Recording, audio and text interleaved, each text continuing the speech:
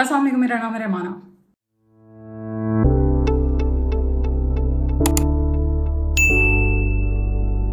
कई रोज से मुल्क में इंटरनेट की लोड शेडिंग जारी है। हुकूमत की जानिब से तरक्याती बजट में से 30 अरब रुपए फायरवॉल के लिए निकाले गए। फायरवॉल का मकसद डीप पैक इंस्पेक्शन से सोशल मीडिया डाटा को फिल्टर करना, ब्लॉक करना और जिसकी जानिब से वो मवाद क्रिएट या शेयर किया जा रहा है उसकी निशानदही करना है। पाकिस्तान फायरवॉल टेस्ट कह रहा है। इस टेस्टिंग के दौरान आप सभी ने फेस किए होंगे कई सारे इंटरनेट इश्यूज़। कभी तो इंटरनेट आ नहीं रहा, कभी पेजेस क्रैश कर रहे हैं, कभी ब्राउज़र नहीं चल रहा। और इस इंटरनेट आउटेज का सबसे बड़ा नुकसान हुआ है आपके मुल्क की फ्रीलांसिंग इंडस्ट्री को। आपको धचका तब ज़्यादा लगेगा जब आपको पता लगेगा कि फ्रीलांसिंग में पाकिस्तान दुनिया के टॉप 5 कंट्रीज़ में आता है। ये मुल्क इस इंडस्ट्री को दे रहा है तकरीबन 1.5 मिलियन फ्रीलांसर्स।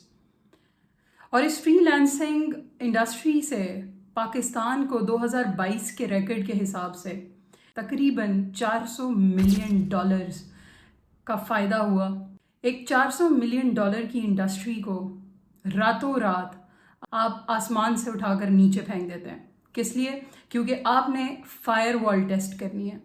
ये भी ज़रूरी है कि आपको साइबर सिक्योरिटी का पता होना चाहिए। ये इंफ्रास्ट्रक्चर में एक बहुत इम्पॉर्टेंट रोल प्ले करती है। ना सिर्फ पाकिस्तान में बल्कि कई ममालिक में साइबर सिक्योरिटी पर काफ़ी काम होता है। लेकिन सवाल ये पैदा होता है कि हमारे मुल्क में ये साइबर सिक्योरिटी का जो इंफ्रास्ट्रक्चर है उसके ऊपर इतना पैसा और इतना काम किस लिए हो रहा है।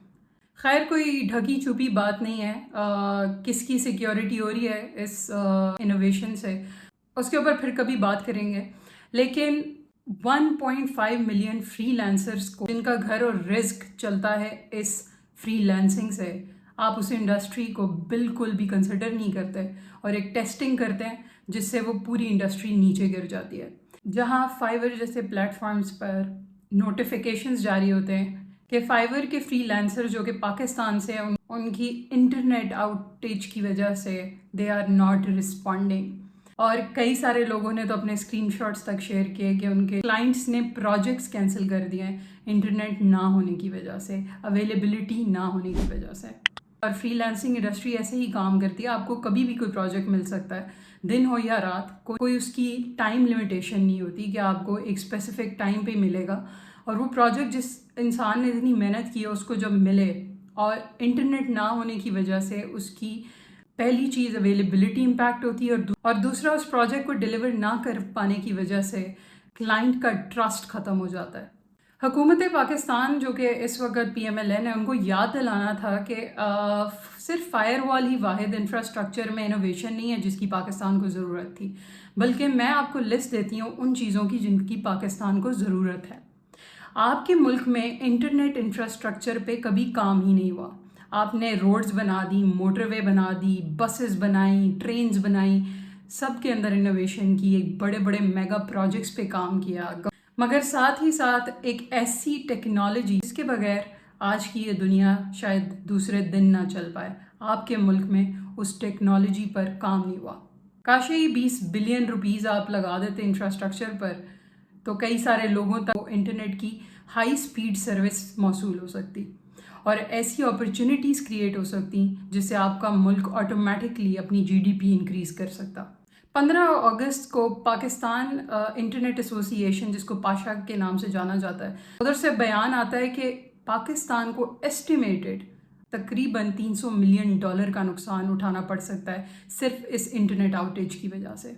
चले मान लेते हैं 2 सेकंड के लिए कि ये इंटरनेट आउटेज नहीं हुआ, कोई नुकसान नहीं हुआ, फ्रीलांसिंग इंडस्ट्री वैसे ही चल रही जैसे चल रही थी, मगर आपके इंफ्रास्ट्रक्चर पे काम ना करने की वजह से पाकिस्तान की इंटरनेट इंफ्रास्ट्रक्चर और पाकिस्तान की IT इंडस्ट्री अब भी दुनिया का मुकाबला नहीं कर पाएगी। सबसे पहली चीज़, इम्पॉर्टेंट चीज़, सबसे अहम है आपकी internet connectivity, internet speed.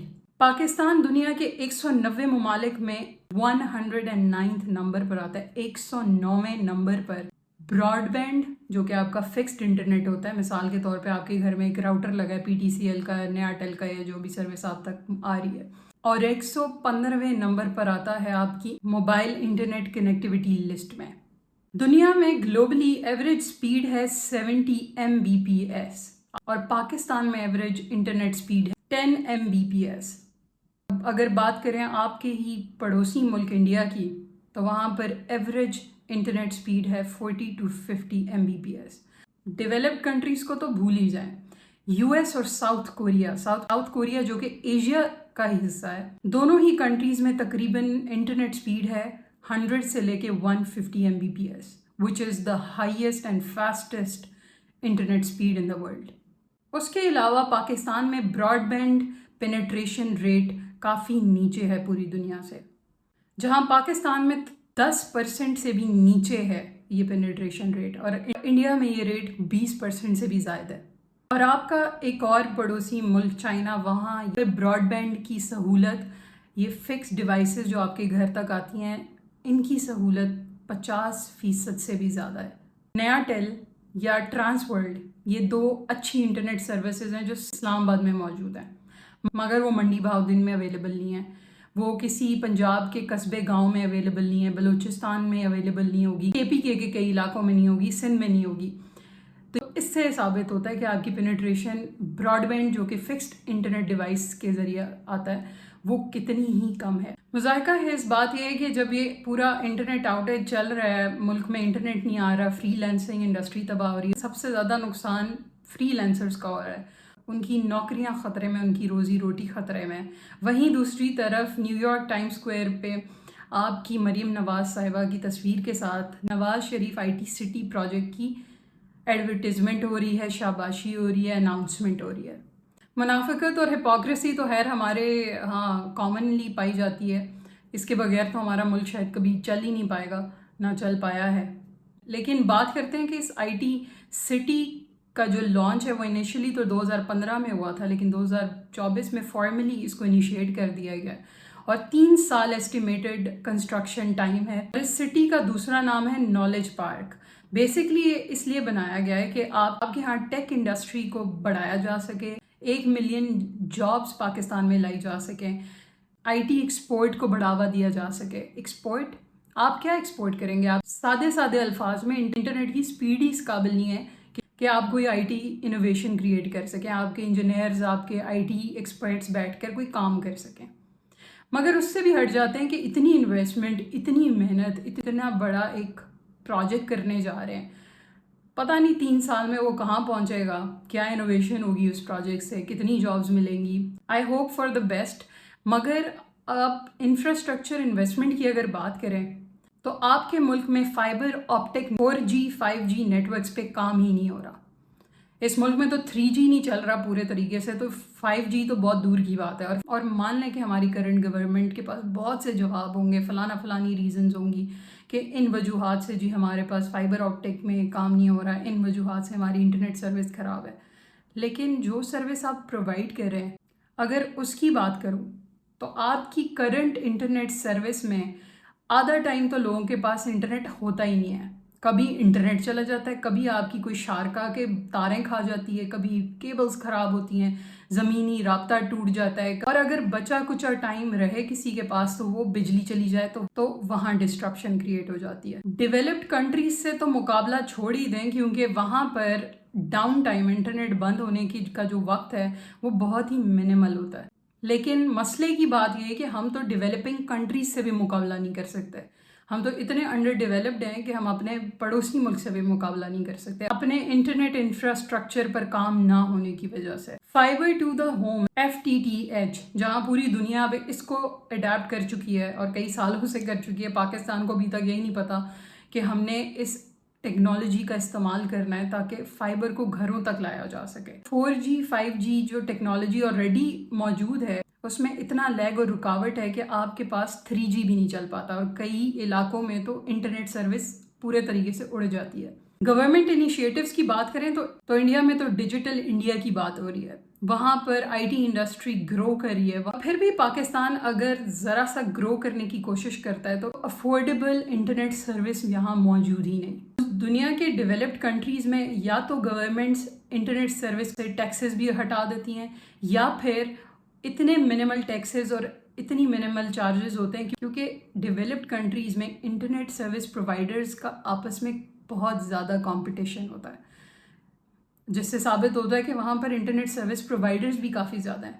Pakistan में गिने चुने सर्विस प्रोवाइडर, और गांव कस्बों तक तो इंटरनेट पहुंचने की बात ही नहीं करें, क्योंकि वहाँ पर आपके नॉर्मल फ़ोन नेटवर्क्स हैं जो इंटरनेट प्रोवाइड कर रहे हैं, और उनके ऊपर आप टैक्सेस का अगर रेट देखें तो पाकिस्तान में जीएसटी इंटरनेट सर्विस पर जो लगती है वो तकरीबन 19.5 से 19.9% तक है।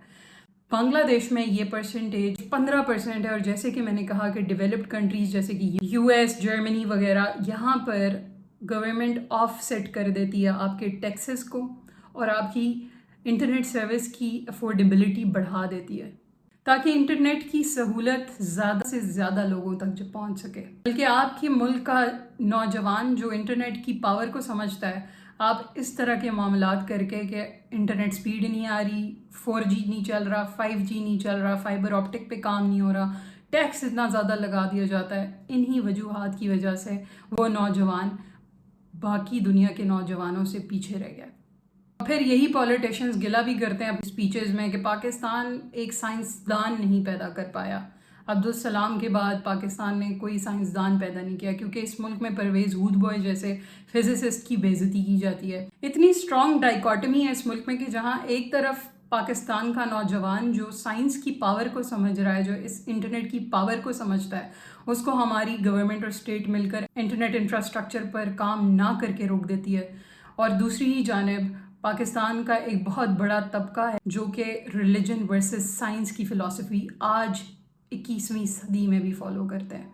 तो हुकूमत पाकिस्तान से ये कहना था कि हर प्रोजेक्ट मोटरवे या बस नहीं होता, इस प्रोजेक्ट के लिए आपको कम से कम इंटरनेट इंफ्रास्ट्रक्चर पर पैसा और मेहनत करनी पड़ेगी। और हकीकत यही है कि इस इन्वेस्टमेंट और मेहनत के बगैर पाकिस्तान डेवलप्ड कंट्रीज़ के मुकाबले में तो भूल जाएं, डेवलपिंग कंट्रीज़ के मुकाबले में भी खड़ा नहीं हो पाएगा। शुक्रिया।